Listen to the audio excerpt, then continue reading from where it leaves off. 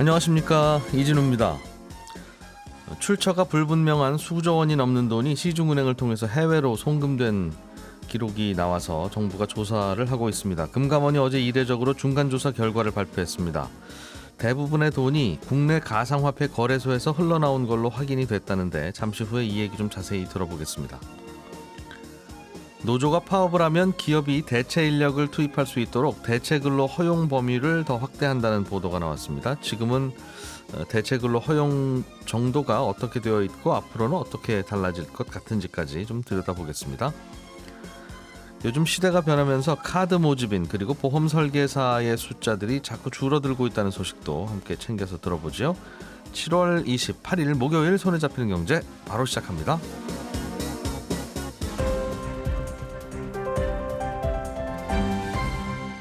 이진우의 손에 잡히는 경제. 예, 경제 뉴스를 정리해보는 행복한 시간, 한국경제신문 이슬기 기자, 박세훈 작가, 김현우 소장님과 함께합니다. 어서 오세요. 네, 안녕하세요. 예, 세 분 다 모두 행복한 표정. 행복합니다. 이제 목요일이라. 쏟아지는 경제 뉴스들을 보고 흐뭇해하시는 독특한 취향을 가진 세 분과 함께합니다. 오늘 새벽에 나온 미국 기준금리 소식. 일단 0.75%포인트 정도 올릴 것 같다는 게 시장의 예상이었는데 비슷했죠. 그렇습니다. 물론 어제 그 발표하기 전까지만 해도 채권 전문가 10명 중에 2-3명 정도는 이번에 1%포인트 올릴 수도 있을 거다 이렇게 전망을 하기도 했는데 예. 그래도 대체로 예상했던 대로 나왔다는 평입니다. 0.75%포인트가 올랐군요. 그렇습니다. 예. 그래서 이제 미국은 2.5%가 됐는데 이번에 그래서 관심을 가졌던 건 앞으로 얼마나 올릴 것이냐 이게 관심이었거든요. 근데 파월 의장이 거기에 대해서 이렇게 말했습니다. 필요하다면 오늘보다 더 큰 인상도 주저하지 않겠다. 네. 이제 9월에 열리게 되는데 그때 1%포인트를 올릴 수도 있다는 얘기입니다. 다만 6월 소비자 물가지수처럼 예상하지 못한 수준으로 물가가 오른다면이라는 단서 조항을 달았는데 예. 이게 원론적인 답변인 것 같긴 합니다만 이 얘기는 바꿔 말하면 앞으로 물가지수가 6월에 나온 9%대가 안 나온다면 금리를 굳이 많이 올리지는 않을 거라는 의미로 해석을 하기도 합니다. 바꿔 생각하면 또 그 말이 그 말이죠. 그렇죠. 7월 들어서 국제 유가가 좀 떨어지기도 했고 소비도 좀 둔화가 된 게 지표로 확인이 되니까 7월 물가, 8월 물가는 아무래도 9% 아래로 떨어질 거고 1년 전에 비해서. 네, 예. 그러면 연준이 금리 인상을 예상보다 덜 할 수도 있다 이렇게 보는 겁니다. 그래서 그런 건지 모르겠습니다만 어제 미국 증시가 상승 마감을 했고 나스닥 지수도 한 4% 올랐는데 예. 미국이 앞으로 기준금리를 어떻게 가져갈지는 그래서 지금으로서는 전망 쉽지가 않고요. 우리에게 던져진 숙제는 미국이 오늘 이제 기준금리를 올리면서 우리보다 기준금리가 올라갔거든요. 우리가 얼마죠? 2.25%입니다. 우리가 2.25. 미국이 2.5%. 이번에 올려서 2.5. 네. 예. 그래서 다음 달에 있을 하는 기준금리 결정 회의에서 이걸 의식을 안 할 수가 없을 겁니다. 물론 기준금리 결정이라는 게 단순히 미국의 금리가 한국보다 높아졌다라는 이유 하나만으로 올리거나 뭐 하진 않겠습니다만 네. 신경이 쓰이는 건 사실일 겁니다. 그렇기도 하고 요즘에는 미국도 그렇고 우리도 그렇고 전 세계가 금리를 올릴 때 화끈하게 올려야 빨리 올리고 끝낼 수 있다. 네. 계속 그냥 찔끔 올라면 사람들이 거기에 적응하니까 네. 마치 금연을 좀 하게 만들려면 담배값을 화끈하게 올려야지. 네. 매년 조금씩 올리면 적응을 하죠. 적응해버리니까 이건 아무 효과가 없다. 네. 뭐 그런 생각들을 좀 더 하는 것 같아요. 네. 시장의 관심은 알겠는데 내년 이맘때쯤이면 금리가 내려가고 있는 거냐 여전히 계속 올라갈 거냐 네. 이제 이거일 텐데 거기에 대해서는 좀 계속 토론이 있는 것 같고 네. 김현우 소장님 네. 은행에서 해외에 돈 보내는 일은 뭐 해외에 가족들 생활비나 학비 보내는 일 아니면 뭘 좀 수입해 올 때 네. 수입 대금 보내는 일 아니면 해외에 주식이나 채권 투자 좀 하려고 합니다 하면 뭐 그러세요 하고 보내는 일 이 정도인데 네. 보낼 때마다 정부가 감시를 하죠. 원래는 그렇습니다. 돈 많이 보내면 신고도 해야 되고. 그렇습니다. 그런데 수조 원이 넘는 돈이 빠져나갔는데 네. 신고도 안 됐고 네. 왜 나갔는지도 모르겠고 그래서 조사를 해보니까 암호화폐 거래소에서 자꾸 빠져나온 돈이더라. 네, 그렇습니다. 그래서 정부가 우리도 조사하고 있습니다 네. 라고 발표를 했죠. 맞습니다. 그 돈이 이 짧은 기간, 뭐 10개월 만에 20억 달러, 우리 돈으로 2조 5천억 원이 빠져나가다 보니까 예. 은행에서 이걸 포착을 한 거죠. 그러니까 일반적인 소매 점포에서 이렇게 빠져나갈 일이 없는데 예. 수백 차례 걸쳐서 하루에 거의 평균적으로 15억에서 20억 원 돈이 빠져나갔으니까 우리 돈으로 금감원에 보고를 했고 금감원이 지금 거의 한 달 동안 조사를 해서 결과가 지금 뭐 규모라든가 거래 구조라든가 이런 것들이 조금 확인이 돼가지고 이례적으로 중간 진행 상황을 발표를 한 겁니다. 2조 5천억 원. 그렇게 보고는 됐는데 사실상 더 큽니다. 그래요? 네. 지금까지 그 은행이 파악해가지고 이런 것 같습니다라고 보고한 돈이 2조 5천억 원이었는데 예. 실제로 뒤져보니까 33억 7천만 달러, 그러니까 우리 돈으로 4조 1천억 원 정도예요. 네. 두 개 은행에서만 나간 게. 그리고 이게 어떻게 빠져나가게 됐느냐, 이 거래 구조를 살펴보니까 대부분이 일단 국내 가상자산 거래소로부터 시작을 합니다. 네. 코인 거래소에서 의심스러운 돈이 무역업체, 그 의심스러운 무역업체의 법인 계좌나 네. 회사 법인 계좌나 아니면 그 회사의 대표이사 혹은 그 대표이사의 가족들 개인 계좌 여기로 돈이 들어옵니다. 코인 팔았네요. 그렇죠. 코인 판 돈. 맞습니다. 네. 코인 판 돈. 그러니까 네. 그게 이제 의심스러운 돈이라고 하는 게 어디서 온 코인인지는 모르는 상황인 거고요. 예. 코인 판 돈이 이 계좌로 들어오고 그 계좌가 결국은 약간 이상한 무역을 한다고 하는데 실제로 무역은 하지 않는 이상한 법인 계좌로 돈이 들어가고 네. 그 법인 계좌에서 해외로 저희 무역합니다. 반도체, 귀금속 이런 거 수입합니다. 라고 신고를 하고는 해외로 빠져나간 겁니다. 코인 사서 보내라고 했겠죠. 그 그렇죠. 돈으로. 예. 이제 추측되는 건 그건데 해외로 빠져나간 곳을 보니까 이제 4개국이에요. 홍콩으로 가장 많이 나갔고 25억 달러, 예. 그리고 뭐 일본 4억 달러, 미국하고 중국 각각 뭐 2억 달러, 1억 6천만 달러 이렇게 나갔는데 그렇게 빠져나간 해외 법인이 있을 거 아니에요. 네. 그 해외 법인이 뭐 하는 회사인지를 들여다봤는데 금감원이 거기까지는 조사를 할 수가 없어가지고 봤더니 뭐 주소가 불분명하거나 아니면 실제로 실적이 거의 없거나 예. 그런 약간 의심스러운 회사, 비정상적인 회사로 파악이 되고 있습니다. 그러니까 이 돈을 이제 두 가지 가능성을 보고 있는데 왜 이렇게 많이 보냈냐? 예. 예. 일단 주로 돈이 빠져나간 시기가 코인에 김치 프리미엄이 붙은 시기. 그러니까 국내 거래소에서 거래되는 코인의 가격과 해외 거래소에서 거래되는 코인의 가격의 차이를 보니까 예. 국내 거래소의 가격이 더 높은. 그러니까 똑같은 금인데 우리나라에서 더 비싸게 팔린다 그러면 해외에서 그 금을 사다가 우리나라에서 팔면 바로 차익을 먹잖아요. 똑같은 나이키 운동화가 우리나라에선 20만 원, 네. 해외에선 10만 원이면 그렇죠. 나이키 운동화를 수입해 와야죠, 빨리. 바로. 어. 근데 그 수입해 오고 뭐 배 타고 물 건너고 비행기 타고 오고 이런 시간도 없이 가능한 게 코인이죠.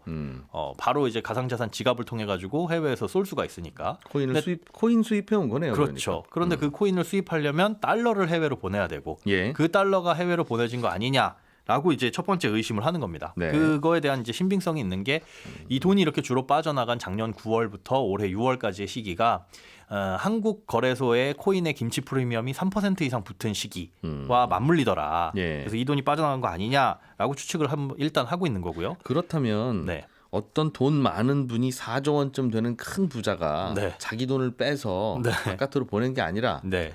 1억 원 빼서 1억 원 보내고 1억 원어치 코인 파서 다시 보내고 네. 다시 그 코인 팔면 1억 원 또 생기잖아요. 그렇죠. 그 1억 원 또 빼서 또 보내고 이렇게 해서 돌리고 한 이거를 만 번, 한 4만 번 하면 4조 원이잖아요. 그렇습니다. 그죠? 물론 1억 원씩보다는 더 크게 했겠으나 네. 그렇게 해서 4조 원 아닌가. 그렇게 하는 할 생각도 수도 있고요. 드네요. 그래서 예. 사실은 그걸 뒤져봐야 돼요. 이 돈이 우리 국내 가상자산 거래소에서 출발을 할 때 네. 어떤 계좌로 어떤 지갑을 통해서 어떻게 들어왔느냐. 그래서 거래소도 다 살펴볼 필요가 있는데 아예 이제 가능성을 배제할 수 없는 거는 지금 말씀하신 게 가장 신빙성이 높지만 의심 가는 거긴 하지만 중국이나 북한의 불법 자금이 들어왔을 수도 있다.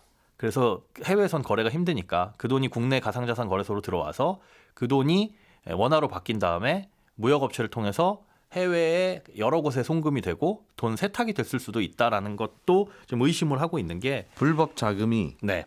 코인 투자를 하고 싶어서 꼭 비단 코인 투자뿐만이 아니라 네. 물론 우리나라에 들어오면 김치 프리미엄을 붙여서 팔 수가 있으니까 예. 코인 투자를 할 수도 있지만 중국 같은 경우에 작년 9월부터 아예 코인 거래소가 막혀버렸거든요. 예. 그러니까 그런 돈들 해외 각종 불법적인 자금들 뭐 북한을 포함해서 그 돈이 우리나라로 들어와서 코인이 들어와서 코인으로 들어왔다는 네, 거죠. 코인으로 들어와서 원화로 바뀌고 달러로 빠져나간 거 아니냐라고도 의심은 하고 있는데 그거에 이제 의심을 하는 이유들 중에 한 가지가 국정원이 이거에 조사에 나섰습니다. 그 얘기가 이제 들리면서부터 각종 시나리오를 쓰고 있는데 사실 그렇게 보기에는 이제 우리나라 법인 계좌라든가 그 개인 내 통장들이 다 드러나 있는 상태라서 요거는 조금 가능성이 없지 않나 싶기는 한데 어쨌든지 간에 어떤 경우를 두더라도 우리나라를 통해서 34억 달러가 빠져나간 거고요, 거의.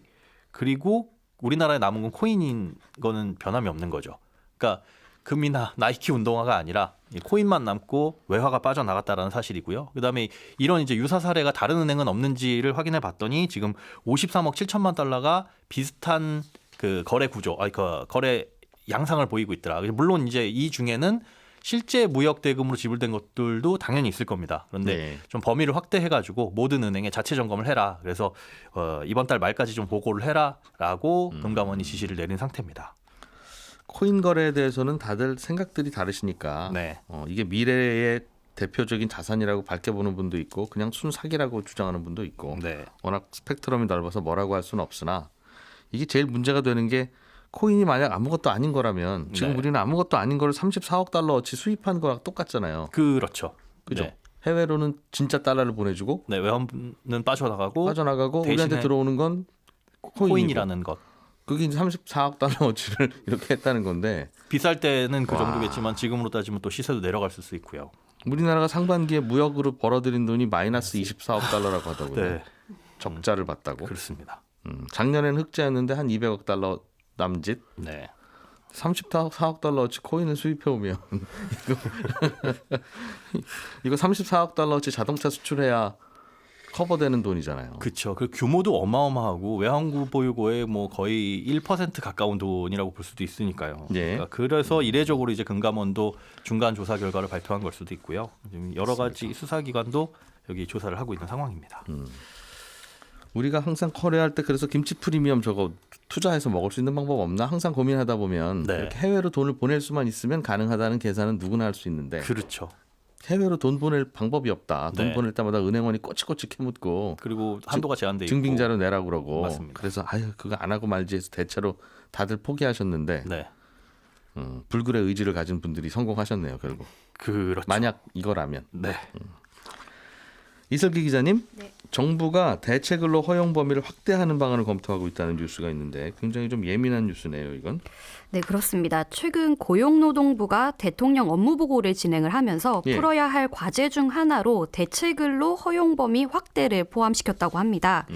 대체근로라는 건 파업 기간 중에 다른 사람을 새로 뽑아서 파업 중인 노동자를 대체하는 것을 말합니다. 이 얘기가 나온 배경을 보면은 대우조선 해양 사태가 나오는데요. 예. 대우조선 해양은 11조 원의 혈세를 지원받고도 적자를 내고 있는 회사인데 세금 11조 원의 세금. 네. 네, 세금. 보통 돈이 이상한 데 쓰인다고 할 때 혈세라고 표현을 하죠. 아, 예. 중립적인 표현으로 예. 세금. 예, 11조 원의 세금을 지원받고도 적자를 내고 있는 회사인데 예. 여기에 최근 노동자들이 불법 파업을 강행을 하면서 8천억 원 가까이 손실을 일으킨 것으로 추정되고 있습니다. 파업에 대한 국민들의 시선이 곱지 않을 수밖에 없던 겁니다. 이랬던 참에 기업 측에서는 파업이 너무 많다. 대체 근로를 허용해줘야 한다라고 들고 나왔던 거고 이 요구를 정부가 수용한 것으로 보입니다. 뭐 보는 시선에 따라서는 파업이 너무 많을 수도 있고 예, 파업할 일이 너무 많아서 그렇다. 예. 뭐 할 수도 있으니 예, 그거는 이제 뭐 갈등의 대상인 것인데 지금은 파업을 할 때 그래도 근로자들의 파업권을 존중해주기 위해서 예. 파업을 하세요. 뭐 그래야 회사도 압박이 되죠.라는 쪽으로 대체 근로자를 투입하지 못하게 되어 있죠. 예, 그렇습니다. 어느 정도까지 허용이 안 되고 어디까지는 되고 뭐 그런 게 있어요? 지금 허용되는 범위는 아주 부분적으로 허용이 되고 있습니다. 아하. 첫째로 한 회사 내에서 파업에 참가하지 않는 사람들이 파업에 참가한 사람들을 대체하는 것은 가능합니다. 네. 두 번째로는 철도나 지하철처럼 필수 공익 사업장. 네. 여기 같은 경우에는 파업을 하면은 사람을 새로 뽑아서 대체시킬 수가 있습니다. 예. 근데 이것도 뭐 100%는 아니고 50% 정도 안에서만 대체를 시킬 수 있고요. 예. 마지막으로는 불법 파업을 벌였을 때 이거는 법 외의 파업이기 때문에 새로 인력을 뽑아서 대체시킬 수가 있습니다. 물론 이제 이게 불법 파업이 맞느냐 여부는 법원에서 확실히 따져봐야 합니다. 다만 이번 대우조선 해양의 경우에는 이제 정부가 불법 파업이라고 규정 지은 것을 전제로 얘기를 한다면 예. 대체 근로가 허용되는 상황이긴 했던 겁니다. 그럼 지금도 대체 근로자를 뽑을 수는 있다는 거네요. 대우조선 네. 해양도. 예, 그렇습니다. 그러면 뭐 굳이 더 법대로 하면 허용 범위를 확대할 이유까지는 없어 보이는데 왜냐하면 불법 파업이라면 지금도 대체 근로자를 뽑아서 예. 투입할 수 있으니까. 예. 예. 그런데 어떤 부분 때문에 더 허용을 해야 된다 말아야 된다 하는 논란이 있는 겁니까? 어쨌든 그 파업이 불법인지 아닌지 여부를 법원에서 가리게 되는데 법원이 이 불법 파업을 규정하는 정도가 굉장히 제한적이라고 합니다. 예. 그래서 아예 그냥 대체 근로를 좀 허용하는 방향으로 좀 얘기를 해달라는 게 경영계의 입장이었고 그럼 어느 정도 허용을 하느냐. 근데 이 부분에 대해서는 아직 확실하게 논의된 게 없긴 합니다. 다만 이제 해외의 사례를 보면은 대충 기준점을 가늠할 수 있는데 네. 일단 미국과 일본은 대체 근로를 전면 허용하고 있습니다. 반면 이제 프랑스와 독일은 신규 채용을 통해서는 대체 근로가 가능하지만 파견으로 잠깐만 대체 근로를 하게 하는 거는 불가능하게 해놨습니다. 이 말은 대체 근로자를 뽑지 말라는 말과 같군요. 프랑스, 독일은. 예, 그렇습니다. 그 신규를 뽑지 않을 이상이야. 그렇죠. 그렇다고 직원들 100명이 파업하는데 100명을 신규 직원을 예. 뽑았으면 예, 파업 끝나고 나면 이분들도 다 정규직, 예. 저분들도 다 정규직 되는데 네네. 그 비용 감당하려면 뽑으라는 뜻이니까 하지 말라는 뜻이고 그렇죠. 미국, 일본은 파업하세요? 그럼 우리는 새로 데려다 씁니다라고 하는 게 가능하다? 그렇습니다. 미국과 일본, 미국 같은 경우에는 특히 노조가 별로 없으니까 그것도 가능할 것 같고. 예. 한국에서는 이제 뭐 어떻게 하겠냐 그러면은 결국에 뭐 독일과 프랑스 같은 얘기 이런 거 얘기를 하고 있는데 왜냐하면 어쨌든 한 번 이제 뽑은 사람들은 특별한 이유가 없는 이상 자르기가 쉽지 않다 말씀하시는 것처럼 네네. 그러니까 예. 이거는 기업 입장에서도 경영상의 위험을 일정 부분 부담하는 것이다. 고민해볼 만하다 이런 얘기가 나오고 있습니다. 그렇군요. 노동계에서는 당연히 이거는 노동3법은 헌법에 보장돼 있는 거고 예. 우리가 파업을 하는 이유는 우리가 파업을 함으로써 회사가 불편해야 네. 협상에 나오기 때문에 예. 파업을 하는 건데 대체 근로자를 쉽게 뽑을 수 있으면 뭐가 불편하겠냐. 예. 그럼 우리의 파업권은 어디로 가는 거냐는 반론을 당연히 하겠네요. 예, 당연합니다. 그래서 뭐 사실 파업을 하는데 공장이 쌩쌩 잘 돌아가면은 파업이 네. 무슨 의미가 있겠습니까? 실제 국제노동기구에서도 필수 서비스가 아닌 이상 파업을 끝내기 위해서 새 사람을 뽑는다는 건 기본적으로 파업권을 침해한다는 견해를 갖고 있기도 합니다. 그래서 대체 근로를 열어줬다고 해서 남발하면 안 된다는 거죠. 예. 또 하나의 문제는 아까 말씀하신 것처럼 노노 갈등이 일어날 수 있다는 겁니다. 왜냐하면 대체 근로자가 허용된다고 가정을 하면은 파업이 끝나고 파업 참가자가 원래 일자리로 돌아오면은 그 일자리는 2명의 사람이 있게 되지 않겠습니까? 예. 그러면 사용자가 그 2명을 다 고용할 것인가? 그런 문제가 생길 수 있습니다. 예. 이 경우에는 필연적으로 일자리 하나를 놓고 2명이 싸우게 되는 노노 갈등이 벌어지지 않겠느냐. 예. 다만 이제 대체 근로를 전면 허용한 미국의 사례를 봐도 파업이 끝난 노동자는 조건 없이 직장에 복귀할 수 있다는 규정이 명시돼 있습니다. 아무리 대체 근로자를 새로 뽑았다 하더라도 파업 예. 참가자를 해고할 수 없다는 겁니다. 그럼 대체 근로자가 해고되겠군요. 예, 미국에서는? 그래서라도 복귀시켜야 된다. 이게 전제입니다. 고민거리겠어요. 그러니까 항상 뭐 이런 게 고민 대상이 되는 건 아닐 거고. 자, 박 작가님이 준비한 소식 간단히 하나 좀 들어보겠습니다. 네. 신용카드 모집인이라고 네. 저도 대학 다닐 때만 하더라도 길거리에 노점에서 신용카드를 가입하세요 하고 요즘도 있긴 있어요. 가끔 있죠. 가면. 네. 무슨 비싼 입장료 받는 어딘가에 가면 항상 계시더군요. 네. 입장료 부담되시죠? 요거 가입하시면 입장료가 크게 할인됩니다. 네. 그렇게 해서 받은 카드가 저도 여러 장인데 네. 그런 분들이 줄어들고 있다는 거예요? 예. 이건 지금 방송 듣고 계신 분들도 몸으로 느끼실 거예요. 신용카드 가입 권하는 분들이 예전보다는 그래도 좀 덜 보이잖아요. 통계로도 그렇습니다. 5년 사이에 거의 10,000명 가까이 줄었거든요. 예. 지난 5월 말 기준으로 8,000명 조금 넘는데 한때 많을 때는 3만 명이 넘기도 했었죠. 그랬다가 지금 이렇게 줄어든 이유는 인터넷으로 비대면으로 카드를 만드는 게 가능해진 게 가장 큰 이유입니다. 네. 카드사 홈페이지 들어가 보면은 카드별 특성들 자세히 적어 놓았고요. 예. 클릭 몇 번만 하면 카드를 갖다 주니까 모집인 역할이 줄어들 수밖에 없죠. 그리고 새로 카드를 만드는 계층이 주로 1980년대 초에서 2000년대 초반 태생이다 보니까 예. 온라인으로 뭘 만드는 게 익숙한 세대이기도 하거든요. 오프라인으로 만드는 걸 불편해하시더군요. 그런 것도 이쪽 있습니다. 세대들은. 네. 음. 그리고 카드사 입장에서도 카드 모집인에게 주는 수당이 있거든요. 예전에는 뭐 프리미엄 카드 하나 늘리면 모집인에게 수당 15만 원 지급하는 시절도 있었고 예. 지금도 건당 한 5만 원 정도의 수당을 주는데 카드사들이 가맹점에서 받는 수수료는 계속 내려가고 있는 상황이니까 굳이 비용 들어가는 카드 모집인에 의존하기보다는 온라인 쪽으로 집중을 하는 영향도 있습니다. 네. 그러면서 나타나는 변화 중에 하나가 뭐냐면 어제 카드사 한 곳이랑 통화를 해보니까 네. 최근에 무슨 페이 회사들이랑 카드사들이 합작을 해가지고 카드 새로 만들고 얼마 이상 쓰면 카드사가 무슨 페이 포인트로 현금 환급해주는 이벤트 같은 거거든요. 저도 그런 거 하나 있어요. 네, 요거 잘 활용해 보시면 좋긴 합니다만. 간편 결제 쓰는 곳 한 곳이랑 제휴해서 네, 신용카드를 오프라인에서 쓰면 예. 그 간편 결제 회사의 간편 결제 포인트로 맞습니다. 쌓이는. 그러면 카드사들은 도대체 이 돈이 어디서 나는가 이게 궁금해서 전화를 드려봤더니 그게 바로 그동안 카드 모집인들에게 주던 수당 요걸 이쪽으로 돌린다고 하더라고요. 어차피 다 마케팅 비용이니까. 네, 마케팅 비용이니까요. 저희 카드 좀 가입해서 쓰세요 하는 마케팅 비용이. 그걸 이제 온라인에서 그쪽 마케팅 비용으로 쓰고 있다라는 겁니다. 예. 아무튼 시대 변화에 따라서 카드 모집비는 좀 줄고 있고 앞으로는 더 줄 것 같아서 흐름을 거스르기는 힘들 것 같다라는 뉴스였습니다. 카드 모집인에게 가서 이렇게 이런저런 서류 받아가지고 물어보고 쓰는 방법도 있고 네. 온라인으로 이것저것 이렇게 해서 혼자 하는 방법도 있을 텐데 네. 온라인으로 하는 게 훨씬 쉬우니까 네. 저는 그 온라인이 좀 어렵던데. 그게 굉장히 큰 트렌드 변화인 것 같아요. 그렇습니다. 정말. 시대 변화죠, 이거는. 저 햄버거집 같은 데 가서 직원이 주문 받아주시는 코너도 있고 이미 네. 직원도 서 있고 예. 옆에는 키오스크가 있는데 공존하고 있죠. 지금. 예, 저는 직원끼리 좀 줄이 길어도 직원 줄에 쓰거든요. 네. 근데 많은 분들은 키오스크가 긴데도 키오스크에 서는 분들도 있더군요.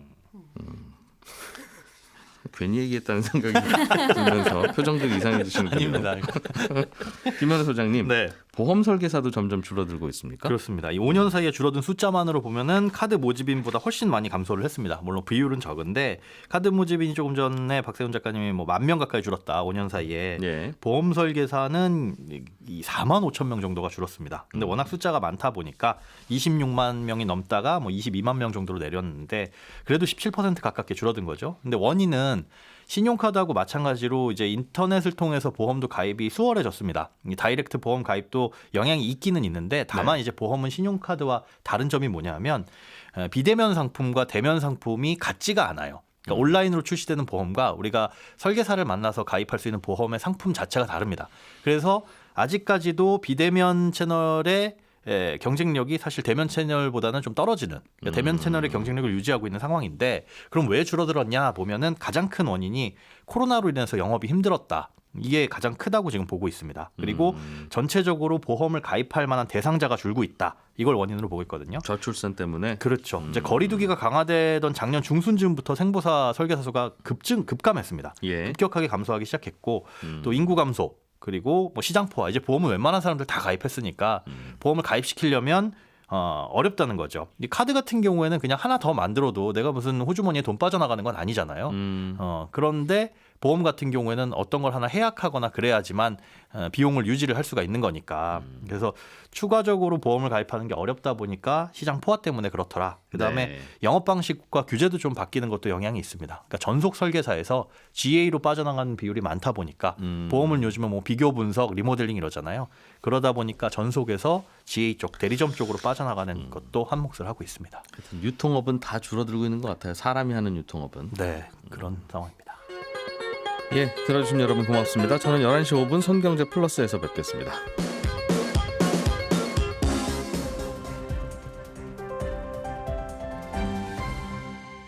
경제를 생각하는 사람들의 즐거운 습관. 이진우의 손에 잡히는 경제.